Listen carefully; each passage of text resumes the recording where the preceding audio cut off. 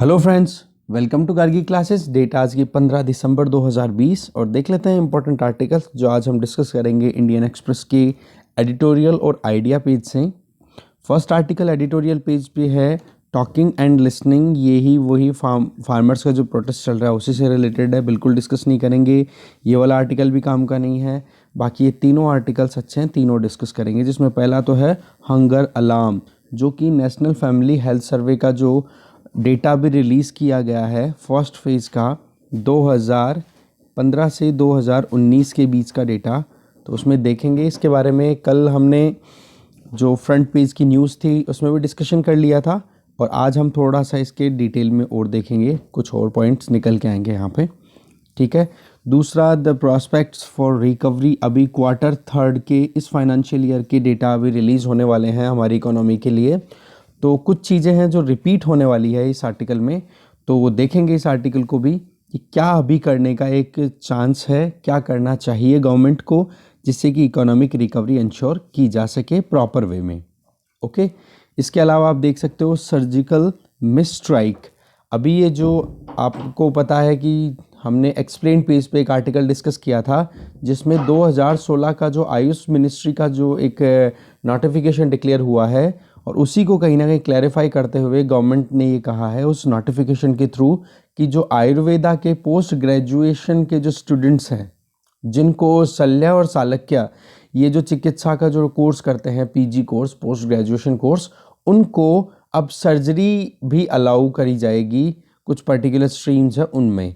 तो ऑब्जेक्शन बहुत सारे हो रहे हैं, बहुत सारे ऑब्जेक्शन एलोपैथी की जो सेक्टर के जो लोग हैं वो कर रहे हैं कि मॉडर्न सर्जरी को आप आयुर्वेदा में कैसे मर्ज कर सकते हो।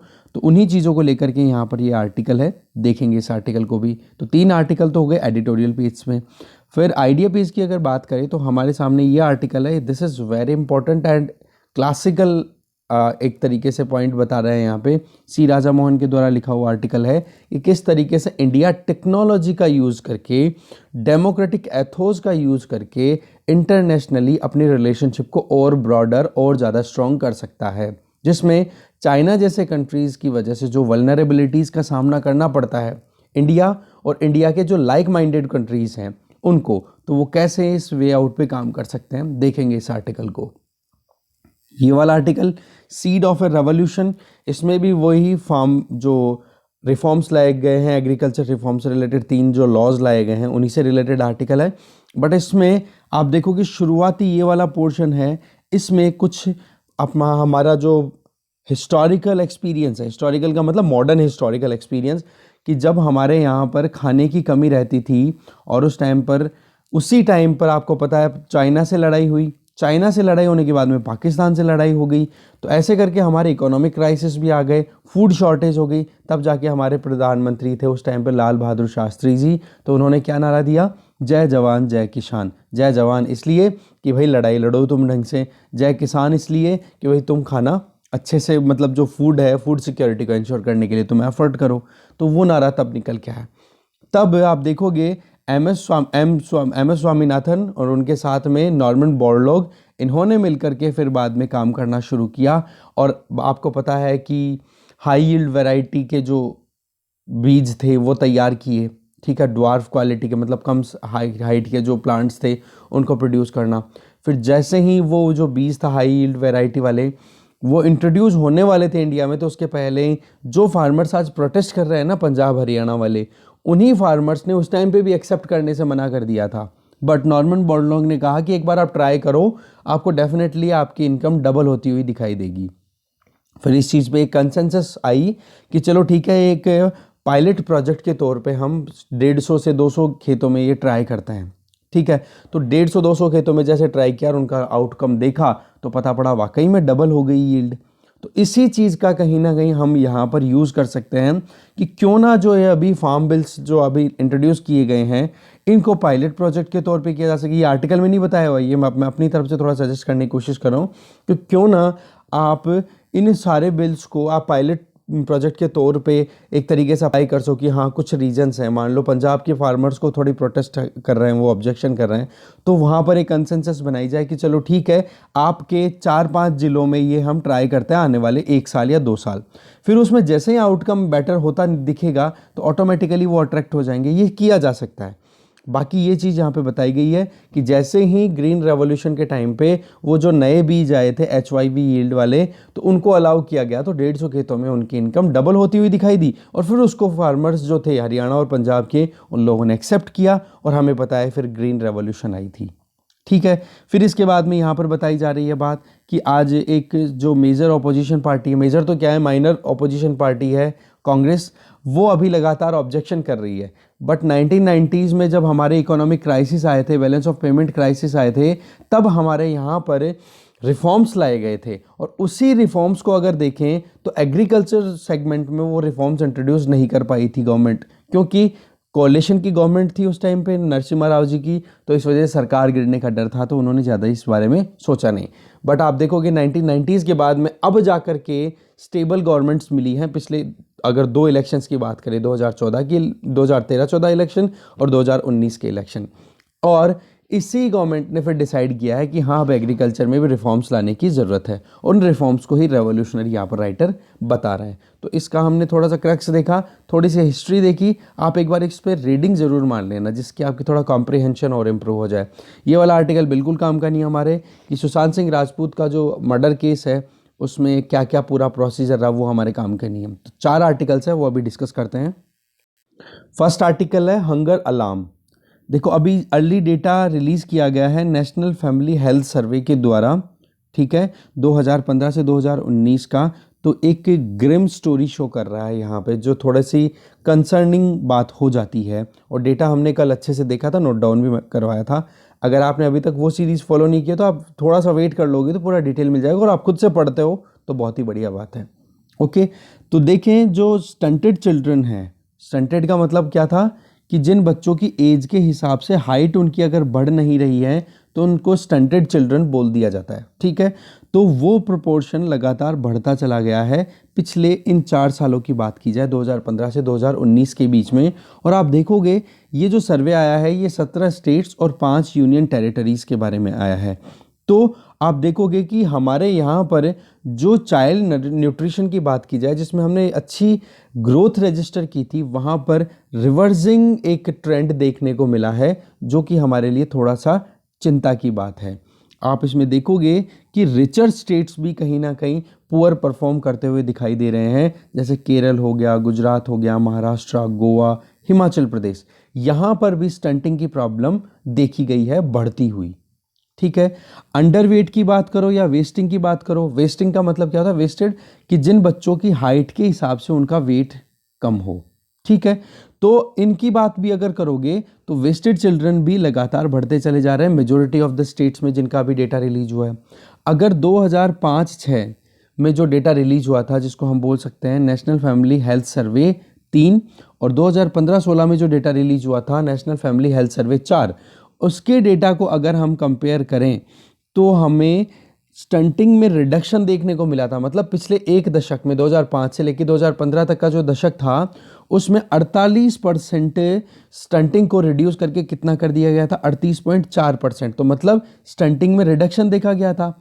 इसके अलावा आप देखोगे हम इन मतलब इकोनॉमी के हिसाब से भी देखें या फिर और स्टेबिलिटी के हिसाब से भी देखें तो इंडिया एक अपने आप में अच्छी खासी एक कंट्री अपने लेवल को शो करती है, मेजर इकोनॉमीज़ में कंसिडर होने लग गई है। डेमोक्रेसी है हमारी कंट्री में, जहाँ पर एक एक इंडिविजुअल को फीड करने की बात करते हैं, सिटीजनशिप की हम बात करते हैं। तो वहाँ पर इस तरीके के फिगर अगर आते हैं तो वो कहीं ना कहीं वाकई में कुछ परेशानियाँ हमारे यहाँ पर सिस्टम में हाईलाइट करते हुए दिखाई देते हैं। गवर्नमेंट ने लगातार बहुत सारे प्रोग्राम्स चलाए हैं, और उन प्रोग्राम्स में आप देखोगे एक तो स्वच्छ भारत अभियान, जिसमें हमने देखा कि कैसे सैनिटेशन को यूज़ करने की बात कही, एक प्योर और एक जो ड्रिंकिंग वाटर है वो फ्रेश ड्रिंकिंग वाटर वो अवेलेबल कराना, क्लीन कुकिंग फ्यूल की बात की गई। वहाँ पर अगर आप देखो हेल्थ का ये इस तरीके का डेटा आना हमारे लिए थोड़ा सा एक और थोड़ा वरीसम हो जाता है, ठीक है। ओपन डेफिकेशन भी बंद करने की बात की गई थी। तो फिर भी ये डेटा जो आ रहा है ये कहीं ना कहीं हमारे लिए थोड़ा सा सेटबैक है। ओके, तो ग्रैन्युलर डेटा तो चलो अब आएगा, अभी थोड़ा सा मोटा मोटा ऊपर का फौरी तौर पे जो डेटा आया है वो आया है, बट जब हम डेटा को देखेंगे तब हम पर्ट्स का मतलब यहाँ पे होता है आप एक तरीके से एनालाइज करो 1-to-1 डेटा, ठीक है। तो जब आप एक एक रीजन को जब डिटेल आउट करोगे तब हमें थोड़ा सा और आइडिया लगेगा कि क्या वाकई में प्रॉब्लम है। देखो हमारी इकोनॉमी, जो इकोनॉमिक ग्रोथ रेट है वो भी देखो अभी रिसेंटली स्लो डाउन में देखी जा रही है। एम्प्लॉयमेंट भी देखा जाए तो उसमें भी डिस्ट्रेसेस देखे गए हैं। तो इसका रिजल्ट है ना डेफिनेटली हंगर और न्यूट्रिशन पे तो डेफिनेटली जाएगा ही, क्योंकि अभी जो 2017-18 का जो एनएसएसओ का डेटा आया था उसमें क्या बताया गया था कि भाई कंजम्पशन एक्सपेंडिचर जो है ना इंडिया में वो पिछले एक दशक में पहली बार डाउन हुआ है। तो इससे हम समझ सकते हैं कि जब इनकम कम होती है तो कंजम्पशन के खर्चे जो है वो भी कहीं ना कहीं कम हो जाते हैं, और जब क्वालिटी फूड कंज्यूम नहीं होगा तो फिर बच्चों में स्टंटिंग और वेस्टिंग की प्रॉब्लम तो बढ़ेगी ही। गवर्नमेंट की अगर बात करें तो गवर्नमेंट ने ये डिसाइड कर लिया था कि इस डेटा को हम रिलीज नहीं होने देंगे, क्योंकि डेटा कुछ ऐसा था, क्योंकि लीक हुआ था डेटा, रिलीज नहीं हुआ था, कि पिछले 45 सालों की हाईएस्ट अनएम्प्लॉयमेंट रेट चल रही है। अभी तो और भी ज़्यादा बढ़ गई, बट प्री कोविड एरा की बात कर रहे हैं अभी अपन, ठीक है। अगर चाइल्ड माल न्यूट्रिशन की बात करें तो ये आप देख सकते हो इसमें बहुत सारी वजह होती हैं, बहुत सारी प्रॉब्लम्स होती हैं जिसकी वजह से ये माल नरिशमेंट देखा जा सकता है। और आप देख सकते हो जो फ्यूचर जो ग्रोथ है वो इसी पे डिपेंडेंट होती है। दूसरी तरफ अगर देखें तो जेंडर स्क्यूनेस जो देखी जाती है कि हाँ लड़की को लड़के से कम थोड़ा सा इम्पोर्टेंस मिलती है, चाहे वो घर में खाने की बात कर लो, एजुकेशन की बात कर लो, चाहे फिर वो रिप्रोडक्टिव चॉइस की बात भी होती है, तो मेल ही डिसाइड करता है कि बच्चा कब पैदा करना है कब नहीं करना, या फिर न्यूट्रिशन वैल्यूज़ जो अवेलेबल होनी चाहिए वो भी इनएडिक्वेटली अवेलेबल होती है फ्रॉम द चाइल्डहुड। इसके अलावा आप देखोगे तो इस तरीके से आप पूरी लाइफ में जब देखते हो तो एक विशियस लेगेसी या विशियस एक साइकिल चल पड़ती है जिसमें अंडर न्यूट्रिशन होना तो वाजिब सी बात बन ही जाती है, ठीक है। पिछले सालों की अगर हम देखें एक कल्चरल वॉर सा चल पड़ा है जहाँ पर नॉन वेजिटेरियन फूड हैबिट्स को ख़त्म करने की बात की जा रही है। फॉर एग्जांपल एग्स का कंजम्पशन आंगनवाड़ियों में, तो उससे क्या होता है, देखो एग अपने आप में सबसे सस्ता सोर्स है जिससे एक बच्चे को प्रोटीन मिल सकता है। अब मिड डे मील में अगर इनको हटा दिया जाएगा तो आप समझ सकते हो कि कितना ज़्यादा उनकी मतलब जो एक हेल्दी डाइट है उससे उनको दूर करने की बात हो गई केवल कल्चरल पॉइंट से। तो कितना असर पड़ता है इस चीज़ का। इकोनॉमिक पॉइंट तो हमने देखा, कल्चरल पॉइंट यहाँ पे आ गया। इसके अलावा अगर देखें प्री पैंडेमिक फिगर्स की अगर बात की जाए तो उसको देखें और अब के डेटा को अगर देखें तो वाकई में थोड़ा सा डिस्क्वाइटिंग डेटा है। कहने का मतलब हमें वाकई में परेशान होना चाहिए इस डेटा को देख के। कोविड-19 आउटब्रेक हुआ, लॉकडाउन लग गया और आप देख सकते हो कि चारों तरफ भी ये बीमारी फैल भी गई है, तो हंगर जो है वो कहीं ना कहीं बढ़ती हुई दिखाई दे रही है। मिलियंस ऑफ द सिटीजन्स, ज़्यादातर लोग बहुत सारा परेशानियों का सामना कर रहे हैं। उनकी इनकम जो है वो बहुत डाउन हो चुकी है। इकोनॉमी है वो अभी रिकवर होने में टाइम लग रहा है क्योंकि शॉक बहुत भारी लगा है पेंडेमिक की वजह से। दूसरा जो इनइक्वालिटीज़ थी वो बहुत ज़्यादा बढ़ती हुई दिखाई दे रही है, और जो वेलफेयर नेट अवेलेबल थे, फॉर एग्जांपल जैसे फूड सिक्योरिटी एक्ट हो गया या फिर कहीं हेल्थ इंश्योरेंस पेंशन स्कीम्स हो गई, कुछ भी मतलब वेलफेयर नेट जो अवेलेबल था, जो हमारे डीपीएसपीस एनविसाज करते हैं पार्ट 4 आवर कॉन्स्टिट्यूशन के, तो उस उनमें कहीं ना कहीं फ्रेजाइलिटी देखी गई है, बहुत वीकनेस देखी गई है, और वो कहीं ना कहीं ब्रेक भी हो गए पूरे के पूरे वेलफेयर नेट्स जो थे। रियल टाइम डेप्रिवेशन की अगर बात करें तो वो तो होती है भूख, और फिर लंबे टाइम तक वो चला जाता है, तो वो आप देख सकते हो आने वाली जनरेशन्स को कितना परेशानियों का सामना करना पड़ता है। देखो सीधी सी बात है कि अगर बचपन से लेके अब तक, ठीक है, जब से बच्चा पैदा हुआ है तब से लेके अब तक उसको ढंग का खाना नहीं मिलता है, तो उसमें वो मालनरिशमेंट का जो एटीट्यूड है या मालनरिशमेंट का जो टेंडेंसी है वो हमें दिखाई देती है स्टंटिंग से, कि बच्चे की हाइट नहीं बढ़ पा रही है। तो ये तो हो गया क्रोनिक मालनरिशमेंट का एक हमारे पास में आइडिया। जबकि एक्यूट मालनरिशमेंट का कि बच्चे की हाइट तो है जो है, बट उसके हिसाब से उसका जो वज़न होना चाहिए, वेट होना चाहिए, वो नहीं बढ़ पा रहा है। इसका मतलब क्या हो गया कि रिसेंटली उसको खाना अच्छे से नहीं मिल पा रहा। तो ये जो चीज़ें हैं ना, इन चीज़ों को हमें टैकल करने की ज़रूरत है। जो भी प्रॉब्लम है इनको प्लग करने की ज़रूरत है। और पेंडेमिक ने तो सिचुएशन को और ग्रेव कर दिया है, तो हमें इस वल्नरेबिलिटी को ख़त्म करने की बहुत जल्दी और ज़्यादा से ज़्यादा कोशिश करनी चाहिए। नेक्स्ट आर्टिकल देखते हैं। नेक्स्ट आर्टिकल है the prospect for recovery. Jahangir Aziz के द्वारा लिखा हुआ आर्टिकल है। इसमें ये बता रहे हैं कि जब हम कहीं पर भी जैसे जंगल में जाएं तो पेड़ पौधों के लिए जाते हैं तो जंगल ही गायब मिलते हैं, और कई बार तो एक एक पेड़ भी नहीं मिल पाता। यही स्टोरी कहीं अब हमारे आने वाले टाइम पे जो कुछ अपकमिंग जो क्वार्टर्स हैं जिसमें हम ग्रोथ को रजिस्टर होते हुए देखेंगे, तो अपकमिंग जैसे अभी दिसंबर में डेटा रिलीज हो जाएगा, दिसंबर या जनवरी स्टार्टिंग में, third quarter of this financial year, तो वो भी कहीं ना कहीं यही चीज़ दिखा रहा है कि वाकई में हम जा तो रहे हैं फॉरेस्ट्स के लिए, बट रियलिटी ये है कि हमारे पास में ग्राउंड लेवल पे बहुत सारी कमियां हैं, उनको हमें देखने की ज़रूरत है। अभी तक आपको पता है कि सेकंड क्वार्टर में जो डेटा आया, वैसे डेटा बिल्कुल काम का नहीं है, केवल हमें एक ट्रेंड समझने की ज़रूरत है, तो ये आर्टिकल डिस्कस कर रहे हैं। ओके, तो 7.5% से ही कॉन्ट्रैक्शन देखा गया। मतलब ग्रोथ कितनी रजिस्टर की गई सेकंड क्वार्टर में इस फाइनेंशियल ईयर के? -7.5। अब इसमें बताया जा रहा है कि आरबीआई ने भी अपनी तरफ से जो डेटा रिलीज़ किया, तो आरबीआई ने क्या कह दिया था, बोला हमारे यहाँ पर टेक्निकल रिसेशन चल रहा है, जिसमें ये कहा जाता है कि एक क्वार्टर और दो क्वार्टर बैक टू बैक, दो क्वार्टर्स में अगर आपकी ग्रोथ रेट माइनस में है, नेगेटिव रेंज में है, तो उसको आप टेक्निकल रिसेशन कंसिडर कर देते हो। अब हमें पता है कि फर्स्ट क्वार्टर में हमारा कितनी ग्रोथ रेट थी, -24%, और सेकंड क्वार्टर में -7.5। तो इस तरीके से आरबीआई के हिसाब से तो टेक्निकल रिसेशन हमारे हो गई। बट राइटर यहाँ पे थोड़ा सा इस चीज़ को एक तरीके से कह रहे हैं कि हमारे जो डिवाइसेस हैं उनको थोड़ा हमें अपडेट करने की ज़रूरत है।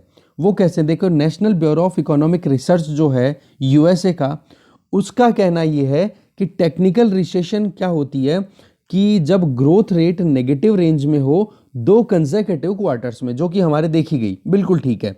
बट आप जब ये जो ग्रोथ रेट जब कंपेयर करते हो ना, तो क्वार्टर ओवर क्वार्टर किया जाता है, ना कि ईयर अगो। यहाँ पर मैं आपको बताता हूँ कि आप कंपेयर करो क्वार्टर 1 से क्वार्टर 2 के बीच में कंपैरिजन करो, ना कि 2020-21 के फाइनेंशियल ईयर को 2019-20 के फाइनेंशियल ईयर के क्वार्टर 1 और क्वार्टर 2 से कंपेयर करो। कहने का मतलब इसी फाइनेंशियल ईयर के क्वार्टर से कंपेयर करो, तब देखो कि वाकई में नेगेटिव ग्रोथ रेट है, तब जाकर के हम कह सकते हैं कि हमारा टेक्निकल रिसेशन चल रहा है।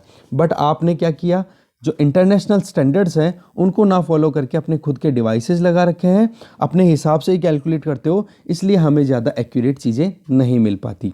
अब थर्ड क्वार्टर का डेटा एस्टिमेट यहाँ पे बता रहे हैं कि 21% तक रिकवर होने का स्कोप दिखाई दे रहा है। तो वही चीज़ें हैं कि हम टेक्निकल रिसेशन में अभी नहीं है, अगर इंटरनेशनल जो भी प्रैक्टिसेस फॉलो की जा रही हैं उनको अगर देखें तो। अब राइटर यहाँ पे बता रहे हैं कि देखो, थर्ड क्वार्टर में बता रहे हैं कि 21% का आप देख सकते हो ग्रोथ रेट देखने को मिल सकती है।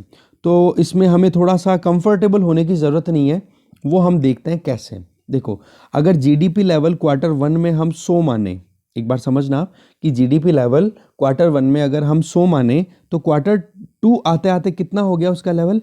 75, क्योंकि 24 पॉइंट समथिंग % से डिक्लाइन कर गया था, तो 75 रह गया। फिर सेकंड क्वार्टर जब आगे बढ़ता गया, तो सेकंड क्वार्टर में कहाँ तक पहुंच गए हम? 92 तक। क्यों? क्योंकि अब कॉन्ट्रैक्शन कितना रह गया? -7.5%। तो 92 ही तो रह गया इस 100 के कंपैरिजन में। तो इस तरीके से हम देख सकते हैं कि 92 तक हम अप्रोच कर पा रहे हैं, क्योंकि 8% हमारा लोअर रह गया था सेकंड क्वार्टर में, जो कि 7.5% हम एक्यूरेसी पे अगर जाएं तो। इसी तरीके से अगर जीडीपी ग्रोथ की अगर फाइनेंशियल ईयर 2022 की बात की जाए, उसको हम 12 तक ले जाने की बात करें, 12% तक ले जाने की बात करें, जो कि करंटली हमारा -9% है फाइनेंशियल ईयर 21 में, तो हमें कंसेक्यूटिव आने वाले 6 क्वार्टर्स में बहुत ज़्यादा ग्रोथ रजिस्टर करनी पड़ेगी। जबकि करंट सिचुएशन क्या है हमारे यहाँ पर कि हम $300 बिलियन एक साल का लॉस को रजिस्टर कर रहे हैं। इसमें वजह क्या है 300 बिलियन डॉलर की लॉस, क्या क्या किस किस में? सबसे पहली चीज़ तो कि हमारे यहाँ पर एसएमईज जो हैं, स्मॉल एंड मीडियम एंटरप्राइजेज हैं, इनकी बैलेंस शीट बिगड़ी हुई है, इनकम इनइक्वालिटी बहुत बढ़ गई है, पुअर्टी लगातार बढ़ती चली जा रही है, और वुमेन्स एम्प्लॉयमेंट की अगर बात की जाए तो वो बहुत ज़्यादा लॉसेस का सामना करना पड़ रहा है। दूसरा, सेक्टर वाइज देखें तो सर्विस सेक्टर अभी भी कहीं ना कहीं बहुत सारी परिस्थितियों में जूझता हुआ दिखाई दे रहा है, जहाँ पर कि ज़्यादातर फीमेल्स को एक आप कह सकते हो कि फॉर्मल सेक्टर में जॉब मिलती है। अब अगर हम देखें इनकम लॉस की अगर बात की जाए तो बजटरी इनकम सपोर्ट दिया जा सकता था, इसको अवॉइड नहीं करना चाहिए, बट गवर्नमेंट ने क्या किया, अभी तक कोई भी बजटरी सपोर्ट अवेलेबल नहीं किया गया। अब क्वार्टर थर्ड जीडीपी नंबर्स की अगर बात करें तो इसकी में भी गवर्नमेंट का कंजम्पशन जो है वो 22% तक डिक्लाइन होता हुआ दिखाई दे रहा है। तो आप देख सकते हो कि हमने कितने ही आर्टिकल देखे हैं कि अगर हमारी इकोनॉमी को स्टिमुलस देना है तो गवर्नमेंट को आगे आने की ज़रूरत है। गवर्नमेंट का ये जो अनयूजुअल रिलेक्टेंस है ना कि हाँ एडिक्वेट सपोर्ट प्रोवाइड किया जाए, मिनिमम सपोर्ट तो एटलीस्ट दे दे जिससे कि लोग अपनी लाइवलीहुड अर्न कर सके, और उसी की वजह से डिमांड और सप्लाई का जो साइकिल है वो चल पड़ेगा, तो इकोनॉमी को भी बेनिफिट हो जाएगा इससे। बट हो क्या गया, अल्टीमेटली गवर्नमेंट ने खुद को एक बार ब्रेक लगा रखे हैं। दूसरा, अगर देखें प्राइवेट सेक्टर में तो सेविंग्स पे लोग ज़्यादा ध्यान दे रहे हैं, और सेविंग्स भी कौन सी, इन्वेस्टमेंट वाली सेविंग्स नहीं, बस अपने पास में रखने वाली सेविंग्स कि हाँ पता नहीं अनफॉर्चून सर्कमस्टांसेस क्या बने आने वाले टाइम पे, जिसमें हमें पैसे की अगर शॉर्टेज हो जाए तो कम से कम खाने की तो प्रॉब्लम ना आए।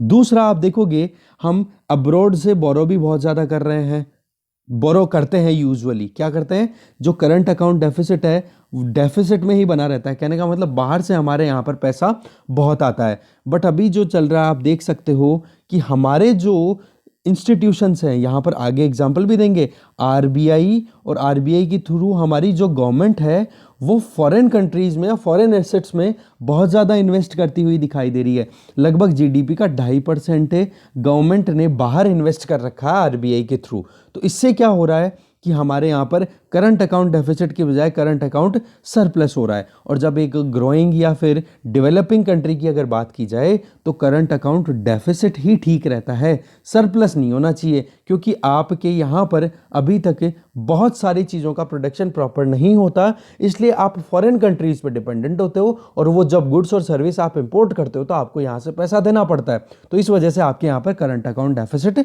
चलता रहता है। अब हमारे चल क्या रहा है, करंट अकाउंट सरप्लस, या फिर बहुत माइन्यूट सा मार्जिनल वेरिएशन देखा जा रहा है करंट अकाउंट डेफिसिट की बात भी की जाए तो वो जो चीज़ है वो कहीं ना कहीं ग्रोइंग इकोनॉमी के लिए थोड़ी बहुत हार्मफुल है, कंसर्निंग है।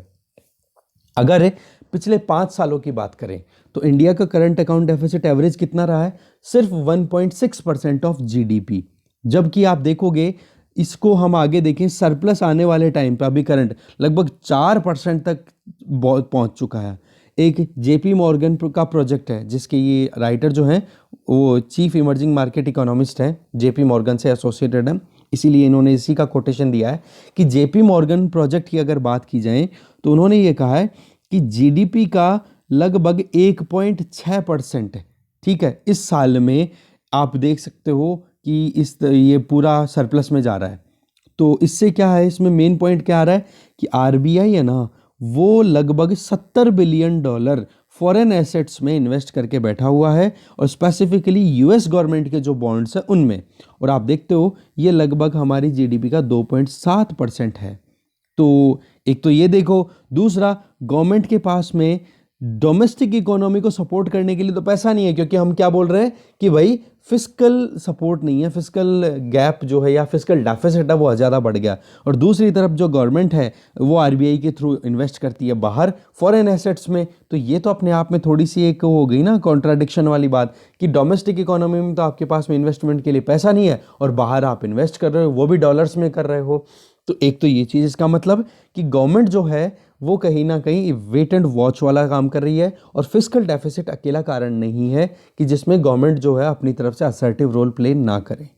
दूसरा, इसके अलावा आरबीआई की खुद की जो रिपोर्ट आई पिछले महीने, तो उसमें प्रॉफिट्स की अगर बात करें जो नॉन फाइनेंशियल लिस्टेड फर्म्स हैं उनका, तो लगभग 30% उनमें ग्रोथ रजिस्टर की गई है प्रॉफिट्स में।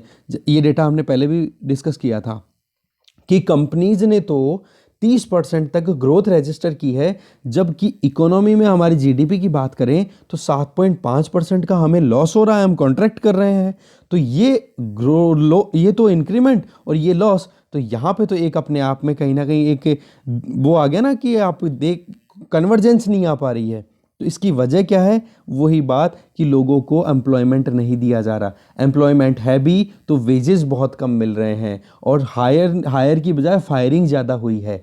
एक आदमी जो पहले एक काम किया करता था उसको सैलरी तो उतनी की उतनी दे रहे हैं, सैलरी कम कर दी और करने के लिए उनको 5 काम पकड़ा दिए। तो इस वजह से क्या हो गया, कंपनीज ने तो ग्रोथ रजिस्टर की है क्योंकि उनमें जो मेन जो पार्ट जो जाता है ना, देखो हमारी इकोनॉमी का बहुत हद तक जो पार्ट है ना वो वेजेस के पॉइंट ऑफ व्यू से ज़्यादा पार्टिसिपेट होता हुआ दिखाई देता है।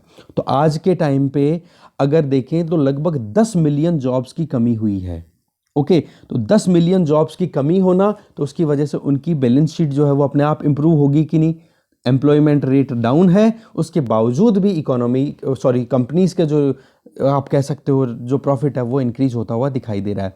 और जॉब लॉस का हमें कैसे पता पड़ रहा है कि नरेगा में जो है वो ज़्यादा एम्प्लॉयमेंट होते चले जा रहे हैं लगातार। ठीक है, इसमें हम कह सकते हैं इसको ट्रेजेडी ऑफ कॉमन्स भी बोल सकते हैं, तो फॉलेसी ऑफ कंपोजिशन भी इसको बोल सकते हैं। फैलेसी का मतलब आप समझ सकते हो इसमें कि एक मिस्टेकन बिलीफ है कि हमारे यहाँ पर बहुत सही चल रहा है। जी नहीं, बिल्कुल भी नहीं। हमारे यहाँ पर एम्प्लॉयमेंट की कमी है, वेजेस भी बहुत कम दिए जा रहे हैं। इसकी वजह से फर्म्स जो हैं वो तो ग्रोथ रजिस्टर कर रही हैं, बाकी ओवरऑल इकोनॉमी में आप देखोगे तो उसमें कहीं ना कहीं हमें कॉन्ट्रैक्शन देखने को मिल रहा है, चाहे वो 7.5% का ही क्यों ना हो। और अगर आज के टाइम पे लोगों के हाथों में पैसा नहीं रहेगा तो देखो जी, उनका तो फ्यूचर कंजम्पशन भी उनका तो कम हो गई, तो demand and supply long term में भी कहीं ना कहीं परेशानियों का सामना करेगी। तो अब सोल्यूशन क्या आता है? अभी तक हमने इतने सारे सोल्यूशन देखे जिनमें एक चीज़ तो बड़ी कॉमन आती है कि इंफ्रास्ट्रक्चर प्रोजेक्ट्स जो हैं इनमें ज़्यादा से ज़्यादा इन्वेस्ट करना चाहिए, जिससे कि लॉन्ग टर्म में फैसिलिटी ज़्यादा हो सके, मतलब साइकिल प्रॉपर वे में चल सके। तो पेंडेमिक की वजह से मोबिलिटी, लोगों का मूव करना, वो तो देखो प्रॉब्लम में चल रहा है। तो क्या किया जाना चाहिए? और वैसे भी इंफ्रास्ट्रक्चर प्रोजेक्ट जो हैं वो तो मीडियम या लॉन्ग टर्म में हमें कुछ ना कुछ प्रोवाइड करेंगे हमारी इकोनॉमी को। तो नियर टर्म के लिए क्या करें? नियर टर्म के लिए फिर देखो सिंपल सी बात यह है कि जब तक वैक्सीन आए या फिर हर्ड इम्यूनिटी डेवलप हो हमारी कम्युनिटी में, हमारी जो सोसाइटी है उसमें, तो ज़रूरत है कि इनको कहीं ना कहीं जो एसएमईज की बैलेंस शीट ज़्यादा प्रॉब्लम में ना चली जाए, लोगों के वेजेस को थोड़ा सा बेटर किया जाए, इनकम को स्टेबल किया जाए। तो इसके लिए एक एक्सटेंसिव इनकम सपोर्ट देने की ज़रूरत है अभी। और ये सजेशन कोई अभी का नहीं आ रहा है, ये सजेशन पिछले 5 या 6 महीनों से लगातार दिया जा रहा है कि किस तरीके से रिकवरी की जा सकती है। लोगों को आप इकोनॉमिक फैसिलिटी करो, इकोनॉमी मतलब आप कह सकते हो फाइनेंशियल सपोर्ट प्रोवाइड करो। ठीक है, इससे क्या होगा? हमारी डिमांड बढ़ेगी। डिमांड बढ़ेगी तो देखो एसएमईज में भी बैलेंस शीट उनकी इंप्रूव होती दिखेगी और सप्लाई ऑटोमेटिकली इंप्रूव करने के लिए लोग ज़्यादा से ज़्यादा अपने प्लांट्स को बनाना शुरू करेंगे। देखो ईएम क्राइसिस जो हुए थे उनकी तरह ना होकर के पेंडेमिक की वजह से जो प्रॉब्लम है ना, वो कोई ईएम क्राइसिस की वजह से तो क्या था, केवल फाइनेंशियल क्राइसिस आए थे। अब जबकि अभी जो इकोनॉमिक क्राइसिस है वो किसकी वजह से है? हमारे हेल्थ सिस्टम के कोलैप्स करने की वजह से। आज अगर हमारा हेल्थ इंफ्रास्ट्रक्चर प्रॉपर होता और पेंडेमिक इस तरीके से ना बढ़ता तो क्या ये इकोनॉमिक क्राइसिस में बन पाता? नहीं ना। तो हेल्थ इंफ्रास्ट्रक्चर को भी हमें इम्प्रूव करने की ज़रूरत है। तो बात यह है कि गवर्नमेंट ने जो एसच्यू करने का पाथ फॉलो किया, एसच्यू का मतलब होता है एक तरीके से कि आप जो पॉलिसीज़ आपको अडॉप्ट करनी चाहिए थी वो पॉलिसीज़ आपने एक बार छोड़ रखी है, यूज़ नहीं कर रहे हो, तो वो तो देखो कहीं ना कहीं हमारे लिए अच्छा नहीं रहेगा। हमें ज़रूरत है कि इन चीज़ों पर बातचीत हो और वाकई में एक्सटेंसिव इकोनॉमिक या फाइनेंशियल सपोर्ट प्रोवाइड किया जाए हमारी जनता को। ठीक है, नेक्स्ट देखते हैं आर्टिकल। नेक्स्ट आर्टिकल है सर्जिकल मिस स्ट्राइक। ये शैलजा चंद्रा द्वारा लिखा हुआ आर्टिकल है। देखो अगर हम पिछले 3 दशकों की बात करें तो एलोपैथ और आयुर्वेदा दोनों में कहीं ना कहीं थोड़ा सा कॉन्फ्लिक्ट चलता चला जा रहा है। और जो रीसेंट क्लैरिफिकेशन दिया गया है गवर्नमेंट के द्वारा 2016 के नोटिफिकेशंस को लेकर के, इसमें कहीं ना कहीं आयुष प्रैक्टिशनर को ये अलाउ कर दिया कि जो एलोपैथिक ड्रग्स है आप उनको यूज़ कर सकते हो और जो सर्जरीज़ हैं वो भी आप कंडक्ट कर सकते हो, और ये सही साबित करने की कोशिश की गई है। तो यहाँ पर 3 इम्पॉर्टेंट ग्रुप्स हैं जिन पर ये असर होता है, जिनमें से आप देखोगे कि जिस तरीके से आयुर्वेदा फ्रेटर्निटी की बात करें, तो जो पोस्ट ग्रेजुएट कोर्स करेंगे जो लोग, जो पीजी कोर्स करेंगे, जिसको शल्य और शालक्य ये 2 स्ट्रीम में अगर वो करते हैं, तो वहाँ पर कहीं ना कहीं 14 पोस्ट ग्रेजुएट कोर्सेज चलते हैं इन दोनों का मिला करके। तो वहाँ पर सर्जरी अलाउ करने की बात की गई कि भाई यहाँ पर आपको टीचिंग प्रोवाइड की जाएगी कि किस तरीके से सर्जरीज को एक तरीके से कंडक्ट किया जाता है। हमें ये पता है कि वाकई में ओल्डेस्ट नॉन सर्जिकल स्पेशलिस्ट कौन रहे हैं आयुर्वेदा में, जिनको सर्जन या सेज अपन बोल सकते हैं, सुश्रुता, 600 BC। ठीक है, सुश्रुता की खुद ने एक बुक लिखी, सुश्रुत संहिता। उसी के बेसिस पे कहीं ना कहीं अब एक बात कही जा रही है कि ह्यूमन सर्जरी की अगर बात की जाए तो वर्ल्ड वाइड आज आयुर्वेदा को बहुत हद तक एक्सेप्ट भी किया जा रहा है। और सबसे पहले अगर देखें, आज तो मॉडर्न या वेस्टर्न मेडिसिन आई, उससे कई हज़ार साल पहले, मतलब कुछ हज़ार साल पहले या कुछ 100 साल पहले ही सर्जरी कंडक्ट करनी शुरू कर दी थी आयुर्वेदा के अंडर में। बट अब बात आ जाती है कि किस बेसिस पे एलोपैथिक की जो प्रैक्टिसेस, आज मॉडर्न सर्जरी की जो प्रैक्टिसेस हैं, आप उनको बिल्कुल अलाउ कर रहे हो कि आयुर्वेदा वाले भी कर सकते हैं। क्योंकि सुश्रुता की जो प्रैक्टिसेस हैं वो तो देखो मिलेनिया ओल्ड है, बहुत पुरानी है, अभी नई तो है नहीं। जबकि आप प्रैक्टिस अलाउ कौन सी कर रहे हो, मॉडर्न सर्जरी। तो ये तो अपने आप में बड़ा सवाल है ना कि आप आयुर्वेदा की जो आइडेंटिटी है वो पुरानी सर्जरीज के बेसिस पे है, जबकि आप मॉडर्न टेक्नोलॉजी बेस्ड या फिर मॉडर्न जो भी काम है जो कि एलोपैथ के जो स्टूडेंट्स हैं या जो प्रैक्टिशनर्स हैं वो करते हैं, आप उनको आयुर्वेद को अलाउ कर रहे हो। तो वहाँ पर अपने आप में आप देख सकते हो कि एक बड़ा सवाल उठता हुआ दिखाई दे रहा है। यहाँ पर बताया जा रहा है राइटर के द्वारा कि मिनिस्ट्री ऑफ आयुष ने नोटिफिकेशन को जस्टिफाई करते हुए ये बताया है कि जो वैद्याज होते हैं, ठीक है, वैद्य होते हैं, डॉक्टर, जैसे आप डॉक्टर लगाते हो, सर्जन लगाते हो MBBS में, तो आयुर्वेद के जो एक्सपर्ट्स होते हैं उनको वैद्य बोला जाता है। तो अगर वो पोस्ट ग्रेजुएशन के लिए क्वालिफाई करते हैं और 2 सर्जिकल स्ट्राइक जिसकी बात हमने की है, शल्य और शालक्य, तो इनमें अगर वो जाते हैं तो उनको आप सेलेक्टेड सर्जरीज में उनको अलाउ किया जाएगा। ठीक है, तो आप इसमें यहाँ पर पॉइंट जो है वो मेन यही आता है कि सर्जरीज कितनी सेफ्टी से वो कंडक्ट करेंगे, वो अपने आप में बड़ी चीज़ है। उनके पास में कितनी प्रोफिशिएंसी है, कितना उनके पास में स्किल्स का मतलब स्किल्स हैं उनके पास में, जिससे कि मॉडर्न सर्जरीज को वो कंडक्ट कर सकें।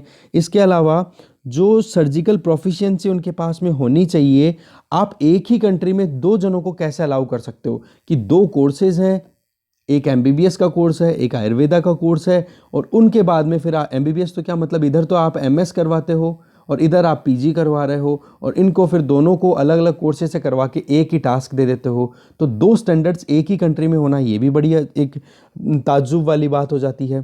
तो यहाँ पर सबसे इम्पोर्टेंट चीज़ क्या हो जाती है कि आपने ये जो दिमाग लगाया वो इसलिए कि कम से कम पैसे लेने वाले सर्जन्स तैयार हो जाएं। तो हमारे यहाँ पर तो पेशेंट है वो तो बहुत कम एजुकेटेड है, वो इस चीज़ पे ध्यान नहीं देगा कि जो सर्जन है, जो डॉक्टर है, जो ऑपरेशन करने वाला है, उसकी क्वालिफिकेशन क्या है, बजाय कि वो तो ये देखेगा कि सस्ता कौन सा पड़ रहा है। तो यहाँ पर तो हम कहीं ना कहीं जो पेशेंट है उनकी लाइफ को अंडर थ्रेट लेकर के आ रहे हैं, तो हमें वो ध्यान देने की ज़रूरत है।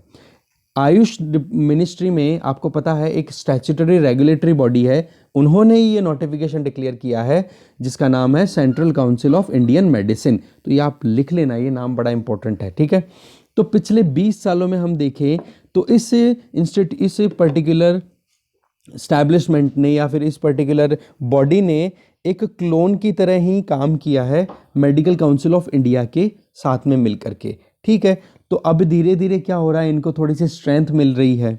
ओके, और दूसरा आयुर्वेदा की तरफ से अगर देखें तो आपको पता होना चाहिए CCIM जो है, ये जो central council of Indian medicine जो है, केवल प्राइवेट जो इंस्टीट्यूशन है जो आयुर्वेदा कोर्सेज अवेलेबल करा रहे थे, केवल उनके हिसाब से पिछले 20 सालों में इस इंस्टीट्यूशन ने परफॉर्म किया है कि कैसे भी करके जो आयुर्वेदा बेस्ड जो मेडिकल प्रोफेशनल्स हैं उनकी इनकम को स्टेबल किया जाए, उसी के हिसाब से इन्होंने कोर्सेज डेवलप कर दिए।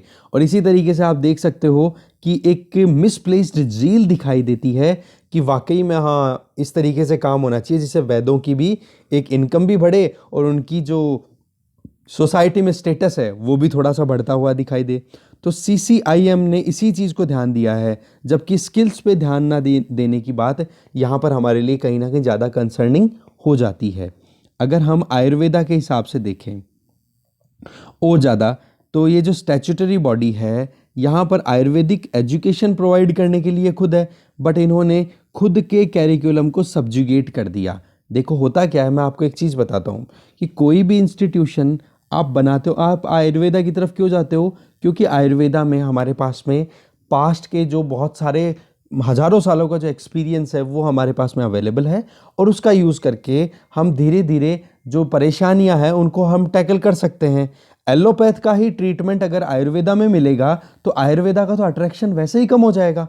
तो यही चीज़ यहाँ पे बताई जा रही है कि आयुर्वेदा एजुकेशन का जो पूरा कैरिकुलम या उसका जो नेचर है ना, हम उसको सब्जुगेट कर देंगे, ठीक है, मॉडर्न मेडिसिन के नाम पे। तो वो जो चीज़ है ना, वो आयुर्वेदा की एक्चुअल वैल्यू को कहीं ना कहीं मतलब आप कर सकते हो डाइल्यूट कर देगा। और दूसरी चीज़ आप देखोगे तो जो इंटरनेशनली आयुर्वेदा फेमस है ना, चाहे यूरोपियन कंट्रीज है, रशिया है, अमेरिका है, वहाँ पर आयुर्वेदा उसकी कोर क्रूड या फिर हम कह सकते हैं जो नेचुरली उसका जो बेसिक जो आइडिया है ना वो फेमस है। एलोपैथ तो उनके पास में भी अवेलेबल है। अगर आयुर्वेदिक ट्रीटमेंट में आप एलोपैथ को घुसाओगे तो फिर कैसे फिर जो प्रमोशन मिलना चाहिए आयुर्वेद को वो मिल पाएगा? तो इस पर हमें थोड़ा सा ध्यान देने की ज़रूरत है।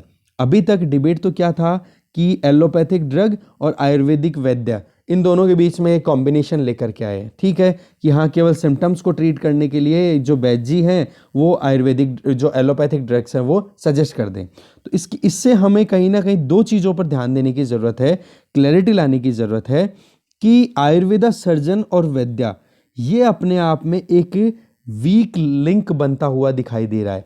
आयुर्वेदिक सर्जन और वैद्य, तो ये सर्जन और वैद्य, सर्जन तो एलोपैथ का हो सकता है, तो वो जो चीज़ है अपने आप में थोड़ी सी ध्यान देने वाली बात है। इसके अलावा कंटिन्यूस प्रैक्टिस जो लोग करते हैं वो उनके पास में परफेक्शन ज़्यादा आता है, बजाय कि आप 2 साल का कोर्स प्रोवाइड कर दो वो, ठीक है। तो पॉइंट यहाँ पे क्या आ जाता है कि कुछ स्टैंडर्ड्स फिक्स करने की ज़रूरत है हमें यहाँ पर कि कौन सा पर्टिकुलर इंडिविजुअल जो है वो इस चीज़ के लिए एलिजिबल है कि वो वाकई में सर्जरीज को कंडक्ट कर सकता है। एलोपैथी स्टूडेंट तो क्या होता है, देखो सर्जरीज शुरू से जब से वो कोर्स शुरू करता है ना तब से लेके लगातार वो बॉडीज़ का जो है कहीं ना कहीं देखते रहते हैं कि किस तरीके से क्या परफॉर्मेंस होना चाहिए। अभी 400 आयुर्वेदिक हॉस्पिटल्स के बारे में बता रहे हैं कि जिनका कहीं 400 आयुर्वेदिक हॉस्पिटल्स की जब बात की गई तो केवल 10 आयुर्वेदिक हॉस्पिटल ही ऐसे थे जिनके आसपास में एलोपैथिक हॉस्पिटल की फैसिलिटीज़ अवेलेबल थी, जो कि सर्जिकल स्किल्स की वहाँ पर अवेलेबिलिटी थी। तो बचे हुए 390 के पास में तो कोई सर्जिकल फैसिलिटी अवेलेबल नहीं है, तो वो कैसे लर्न कर लेंगे? बहुत डिफिकल्ट हो जाएगा कि वो कैसे सर्जरीज में मास्टरी गेन कर पाएंगे। शल्य और शल्यक्रिया पोस्ट ग्रेजुएशन की अगर बात करें तो इनके पास में तो कुछ कन्फाइनमेंट ही तो है ना, ऐसा तो है नहीं कि ये पुराने जो आइडियाज़ हैं उनका आप मॉडर्न जो सर्जरी की जो प्रोसीजर्स होता है आप उनमें एज इट इज़ अप्लाई कर दोगे। तो ये जो आयरनी है ना वो हमें कहीं ना कहीं ख़त्म करने की ज़रूरत है, ठीक है। आप देखते हो जो fellow of the royal college of surgeon, ठीक है, उन्होंने बिल्कुल कह दिया कि भाई आप मतलब जो सिंपल सर्जन है ना, यहाँ पर एग्जाम्पल दे रहे हैं कि इस आयरनी को आप यहाँ से देख सकते हो कि वर्ल्ड की जो टफेस्ट एग्जामिनेशन की बात करें जिसमें fellow of the royal college of surgeons की बात करें FRCS की, तो वहाँ पर आप देखते हो तो उसमें जो लोग जनरल सर्जन्स होते हैं उन लोगों को अलाउ ही नहीं किया जाता कि आप दूसरी सर्जरी कर सको। वहाँ पर स्पेशलाइजेशन पे ज़्यादा विश्वास करते हैं कि जिस बंदे को पूरी एक जैसे ENT स्पेशलिस्ट है उसी को अलाउ किया जाएगा कि जो टॉन्सिलेक्टोमी मतलब जो गले के अंदर कोई ट्यूमर हो जाए या गले के जो प्रॉब्लम है वहाँ पर जो ट्रीटमेंट है वो ENT सर्जन ही करेगा, कोई जनरल सर्जन नहीं करेगा। तो कैसे हम आयुर्वेदिक पोस्ट ग्रेजुएट्स को इन सर्जरीज को परफॉर्म करने के लिए अलाउ कर सकते हैं कि भाई आप कोई भी सर्जरी परफॉर्म कर सकते हो? तो हमें ये चीज़ ध्यान देने की ज़रूरत है। तो राइटर लास्ट में एक चीज़ बताते हैं कि चलो ठीक है, जो कुछ भी है, जो सर्जरी परफॉर्म करने वाला इंडिविजुअल हो ना तो उसका आप चेकिंग करो एक पर्टिकुलर बेंचमार्क के बेसिस पे कि भाई उसके पास में कितना ड्यूरेशन का एक्सपीरियंस है, जिसने अपने हाथों से ट्रेनिंग ली है और कितने ऑपरेशन वो पहले कर चुका है, समझ गए? तो उसके बेसिस पे आप इस चीज़ को अलाउ करो। एवरी सर्जन की अगर बात करें, हर एक सर्जन की बात करें, तो उसकी स्किल और कॉम्पिटेंस जो है ना वो टेस्ट होनी चाहिए, पता होना चाहिए, उसके स्टैंडर्ड्स को चेक करना चाहिए कि वाकई में उसके पास में कितने सालों का एक्सपीरियंस है सर्जरी का, या कितनी ट्रेनिंग उसने ली है, और उसी को फिर हम आगे अप्लाई करें, तब जाके पेशेंट्स की जो है सेफ्टी इंश्योर की जा सकती है। ठीक है, तो इस तरीके से नेक्स्ट आर्टिकल देखते हैं। नेक्स्ट आर्टिकल है India and a new take order. यहाँ पर इस आर्टिकल को शुरू करने से पहले छोटी सी एक रिक्वेस्ट है, अगर वीडियो बीच में अटक जाए तो इसका मतलब ये है कि मेरे टैब की मेमोरी फुल हो गई, तो आप इस आर्टिकल को पढ़ लेना। वैसे मैं पूरी कोशिश करूँगा जल्दी से जल्दी कवर करने की, ठीक है, तो ये थोड़ा सा कोऑपरेट कर दिया करो आप मुझे, ठीक है। फिर बात करते हैं, ये सी राजा मोहन के द्वारा लिखा हुआ आर्टिकल है। देखो यूएसए की अगर बात करें तो जो बाइडेन अभी आ ही चुके हैं, लाइक माइंडेड कंट्रीज़ का जो आइडिया है वो ट्रंप ने दे ही दिया है कि लाइक माइंडेड कंट्रीज़ का मतलब डेमोक्रेसी हो, और जो लोग चाहते हैं कि हमारा वर्ल्ड जो है वो मल्टीलैटरल हो, एक पर्टिकुलर जो देश है वो अपनी दादागिरी ना लगाए, तो उस चीज़ को अगर देखें तो ये आइडिया अब ग्लोबली इमर्ज हो चुका है। अब आप देख सकते हो चाइना जो है लगातार अपनी इकोनॉमिक और टेक्नोलॉजिकल पावर का भी यूज़ कर रहा है डिप्लोमेटिक इश्यूज़ में, और अपनी एग्रेशन जहाँ पर भी दिखा रहा है, जैसे कि लद्दाख रीजन की बात करो, साउथ चाइना सी की बात करो, साउथ चाइना सी की, तो वहाँ पर लगातार अपनी प्रॉब्लम को एक ग्रेवर सिचुएशन में मतलब पुश करता चला जा रहा है। तो इन चीज़ों को अगर हमें टैकल करना है तो एक टेक्निकल जो एक सेगमेंट है उस पर भी हमें ध्यान देने की ज़रूरत है, जिसमें हम मल्टीलैटरल अप्रोचेस पे विश्वास कर सकते हैं। हमारे डिप्लोमेसी में टेक्निकल सेगमेंट को भी हमें ओपन अप करने की ज़रूरत है। इसको हम बोलेंगे टेक डिप्लोमेसी, ये ध्यान रखना, टेक डिप्लोमेसी। जब भी कोई इंटरनेशनल अफेयर के बारे में बात लिखनी हो तो ये ज़रूर यूज़ करना। तो टेक्निकल कोऑलिशन देखी जाए तो अभी आप देख सकते हो पॉलिटिकल वैक्यूम के अंदर इस टेक्निकल कोऑलिशन को भी हम आगे बढ़ा सकते हैं। चाइना लगातार अपनी तरफ से एक्वायर करता जा रहा है टेक्निकल मसल्स को भी, और जो एक्सपेंशनिस्ट पॉलिसी है चाइना की उसमें इसका कहीं ना कहीं आप देख सकते हो इसका सपोर्ट लिया जा रहा है। तो क्यों ना फिर चाइना से आज जो एप्रीहेंशन थ्रू आउट वर्ल्ड देखा जा रहा है, चाइना से सब लोग दूर होना चाह रहे हैं, तो क्यों ना इसी परिस्थिति का यूज़ किए करके हम इस टेक्निकल या टेक डिप्लोमेसी का यूज़ करके इंडिया की और रेलेवेंस बढ़ा दी जाए। तो आज हम देखें चाइना के साथ हमारे भी टेंशन की बातें चल रही, मतलब ज़्यादा अच्छे रिलेशन नहीं चल रहे हैं। पिछले 40 सालों की बात करें तो बहुत बुरे रिलेशनशिप के दौर से हम गुजर रहे हैं अभी। तो अभी यूएसए में देखें या वेस्टर्न डिस्कोर्स की बात करें जो कि यूरोपियन कंट्रीज़ हैं, तो वो कहीं ना कहीं नई कोalition भी बात करते जा रहे हैं, और एडवांस टेक्नोलॉजी उनका कोर है। तो इंडिया जो है ना मार्केट के पॉइंट ऑफ व्यू से भी बहुत इंपॉर्टेंट है, तो टेक्नोलॉजिकल कैपेबिलिटीज़ में इंडिया के पास में बहुत है, तो क्यों ना फिर एक technological कोalition of the capable and willing countries के साथ में काम किया जाए। कहने का मतलब सब लाइक माइंडेड कंट्रीज़ को एक साथ लो। अगर हम वॉशिंगटन की बात करें तो ट्रंप ने देखो मल्टीलैटरल इश्यूज़ को तो हटाने की कोशिश की, बट बायलैटरल इश्यूज़ में वो कहीं ना कहीं आप देखोगे तो वो उन्होंने ज़्यादा कन्वर्जेंस दिखाई, क्योंकि चाइना को उसको काउंटर करना था। जैसे WTO, WHO, इनको सबको डाइल्यूट करने के लिए ट्रंप ने पूरी कोशिश की। बट जब बाइडन की अगर बात करें तो बाइडन जो है वो रीस्टोर करने की बात कर रहे हैं मल्टीलैटरल प्लेटफॉर्म्स को, ठीक है।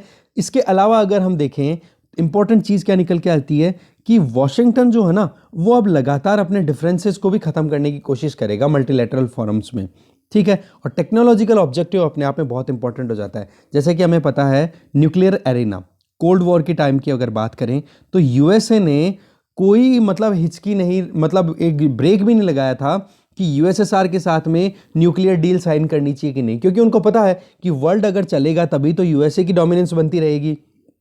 तो यूएसए और यूएसएसआर ने कोल्ड वॉर के टाइम पे बहुत सारे एग्रीमेंट साइन किए थे, और बहुत सारे मल्टीलैटरल प्लेटफॉर्म भी स्टैब्लिश किए थे, जैसे कि न्यूक्लियर नॉन प्रोलिफरेशन ट्रीटी भी साइन की थी, ठीक है। इसके अलावा आप देखोगे NSG को स्टैब्लिश किया था, जो कि न्यूक्लियर सप्लायर के लिए काम करता है जो ग्रुप, ठीक है। MTCR जैसे इंस्टीट्यूशंस थे वो भी स्टैब्लिश किए गए थे। तो आप देखोगे ओवरऑल कि यूएसए का अगर ट्रैक रिकॉर्ड देखा जाए तो यूएसए अपनी खुद के इंटरेस्ट को फुलफिल करने के लिए और जो डेमोक्रेटिक एथोस है उनके लिए कहीं ना कहीं अपनी बात को रखना कभी पीछे नहीं हटता है।